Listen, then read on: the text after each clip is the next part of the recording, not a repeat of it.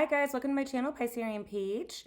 All right, I'm here with the weekly day-by message for the sign of Pisces, Sun, Moon, Rising, and Venus signs.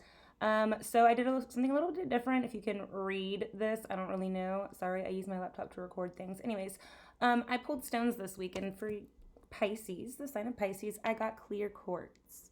Okay, clear quartz is good for cleansing, transformation, and receiving clarity. I use it for my tarot decks. I use it to hold whenever I feel as if I need a little bit more clarity than I might have, if things are just seem really jumbled up in my head. Anyways, so don't really know if it's going to resonate with this message that we have, but let's just see if it will. All right, we can get into it now.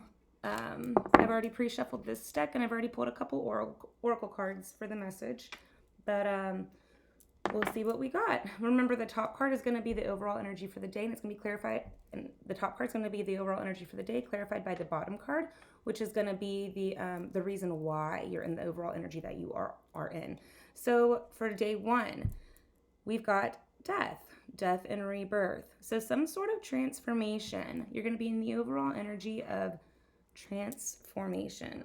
Let me try and fix this picture a little bit. Okay, and you're going to be in that energy because of Seven of Cups. This can be a dreamlike state. This can be kind of like Neptunian energy, or this can be having too many options and needing to make a decision. This can be show like indecision or confusion. So already I can see where the clear quartz is going to come in. On day two, we have the overall energy of the Five of Pentacles. This can talk about... Everybody says it, feeling left out in the cold, okay? Feeling like maybe you don't have enough, or that for whatever reason, maybe you feel that you aren't good enough, or you're feeling abandoned. Not a good overall energy. Let's see why that is. That is because of Nine of Cups. Nine of Cups talks about wish fulfillment. It can also talk about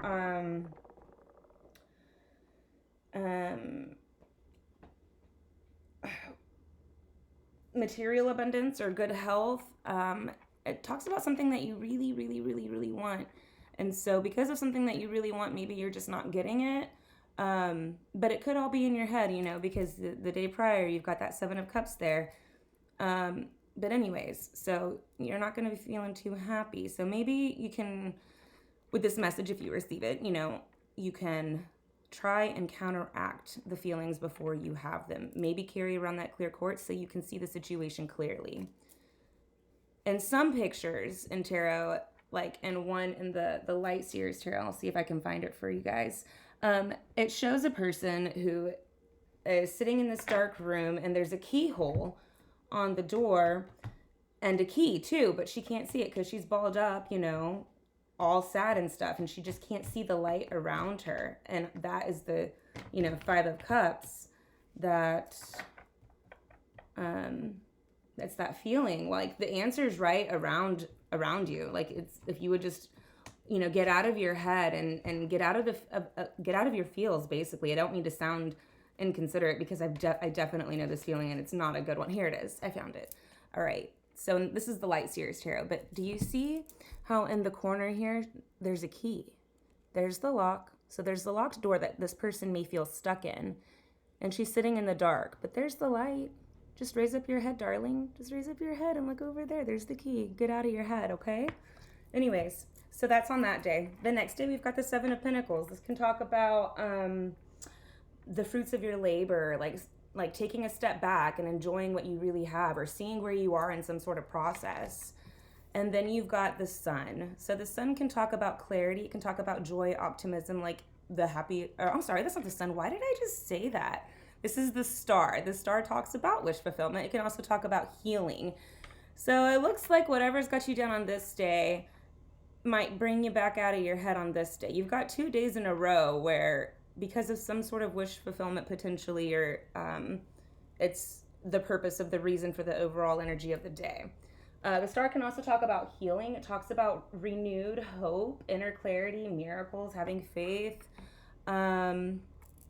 So because of renewed hope, you're looking over all you have. You're looking at your progress on some sort of project or situation.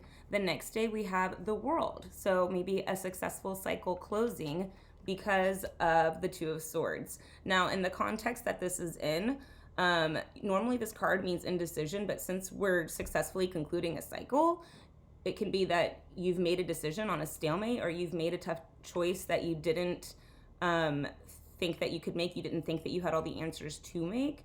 So, but the overall energy of the day is the World, which indicates a successful cycle has closed. And again, successfully. So that's good.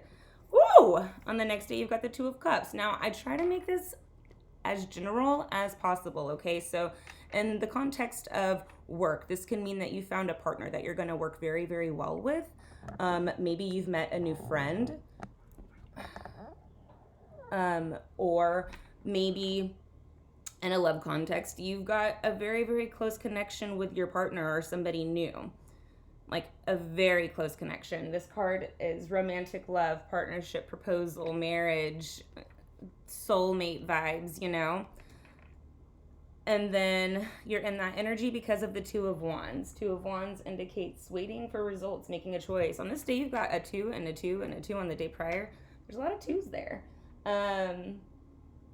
Making a choice, maybe even some travel plans. So because of some travel plans, you're thinking of a partnership, or because of a choice that you're making, maybe you're making the choice to come into a partnership. Maybe you're feeling the love because somebody else has made a choice. I don't know. Take everything as it resonates. This message is a general message. On the 6th day, you're in the Nine of Swords energy. Nine of Swords talks about those sleepless nights because you're so stressed out over something. It talks about maybe nightmares or anxiety or grief, depression. Like you see, she's sitting up. You know, I could just imagine, this is supposed to be her bed. So she's staying up all night and she's not feeling very happy. Now, the thing about swords is that it's about communication also. It's about logic. It's about words, communication. It's the suit of the air signs. So one thing about this card for me is that whatever's keeping you up all night, or whatever you might be very, very stressed out about, kind of like in the Eight of Swords, it could just be in your head, you know? Maybe practice some meditation on that day. Maybe definitely hold on to that clear quartz. And you're in this because of healing. Maybe you're doing some spiritual work. Maybe there's something that you're needing to heal. So you're in the energy of anxiety, grief, sleepless nights because of Four of Swords talks about healing. Retreat, rest, renewal. Maybe you need a vacation. Solitude, recovery. This is a sign for somebody. I don't know who, but definitely take a break, okay? Take a break so that you don't overwork yourself and put yourself into this energy. The next day, we've got the Ace of Swords. This talks about clarity. This talks about new ideas. But again, it's a sword. It's the suit, or this is the suit that indicates air, which indicates logic, communications, process. Maybe you have a new communication, a new idea. You've received clarity on something in a completely different way than before. So, and you're in that energy because of the Knight of Swords. So someone or something taking direct action. It could be you, could be somebody else. The Knights take action, and then the suit indicates what they're taking action on. So taking action on something logical, or taking action on communications. This one, it could be a fast-talking person. It could be a lifestyle change. But in either sense, because of the Knight of Swords, because of this fast-talking person or some sort of lifestyle change or taking action on something logical or some sort of communications, you feel clarity. You have a newfound clarity on something. Okay? Overall energy for the week, guys, is the Five of Swords. Oh, fives are the number of change, the number of conflict, okay?